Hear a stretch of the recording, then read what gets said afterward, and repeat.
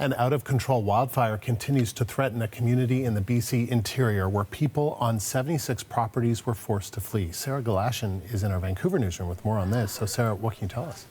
Well, Andrew, I can tell you that last night was a particularly challenging one for wildfire fighters in the area of Spences Bridge. In the last 24 hours, the Shetland Creek wildfire not only has grown, but it actually has merged with another wildfire, and it is now considered to be, or being called, a wildfire of note because it is posing the greatest threat to properties and homes in the province. And to that, you mentioned that evacuation order. 76 properties in an area called Venables Valley have been ordered to evacuate. If you look on a map, you can see Spences Bridge is just north of Lytton. It is south of Cache Creek. It is an area not unfamiliar with the dangers of wildfire. But resident Mark Greenberg, he was telling us he's from that area, and he was ordered to evacuate. That order coming to them as they were having a fire smart meeting in a community hall. They looked outside, and what he saw and described to us was a large flames coming over the mountain, and he was able to capture some video of what he told us he felt was Armageddon before safely evacuating around midnight last night. I want to play that for you and take a listen to what he says in that video. I'm about 200-300 meters away, and I already feel the heat. There's no way, no survival in that path of destruction. And I don't know if you could see it, but there's a silver line right there. It's about, I don't know, 100 meters, 50 meters from the flames.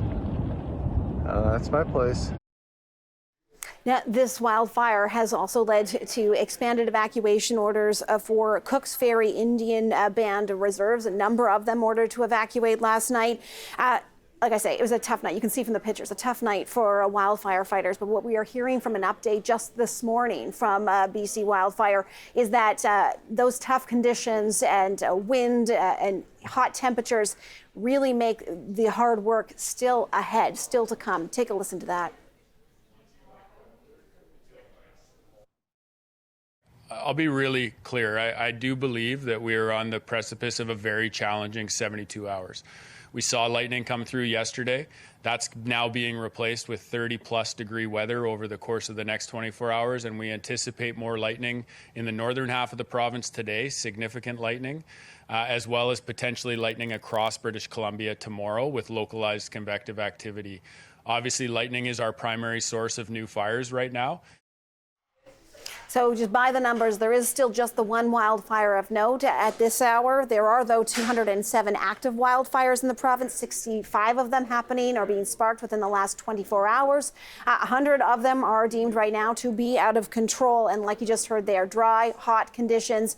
Temperatures going to be in the mid-30s to even 40s, depending on where you are. And those lightning strikes to the north. Andrew, that is an area that we know is extreme danger for wildfire concern, so we are going to be watching that one closely over the next 24 hours into the weekend. 40 degrees, that is very hot. Now, that heat and lightning is also a problem for Alberta. What's the latest there? For sure. Yeah, so the latest numbers we have, we are watching the Wildfire Service from Alberta for updates on this, but 47 wildfire starts in a period of 24 hours recently happening here, 150 wildfires, and of those, about 51 of them out of control. You're certainly right about the heat being a problem for Alberta. Much of the province is under a heat warning right now.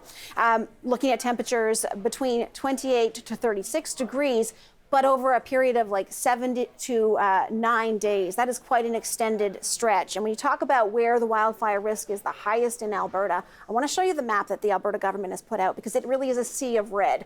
And all of that red, that is very high risk. Those areas of pink, that's where it's deemed to be extreme wildfire risk. There is an evacuation to tell you about. It has been done as a precautionary measure, we understand. The MEG Energy Corporation calling the move precautionary, saying that they have evacuated only non-essential workers from their Christina Lakes oil sand project. Now, the Christina Lakes oil sands, that is about 150 kilometers south of Fort McMurray.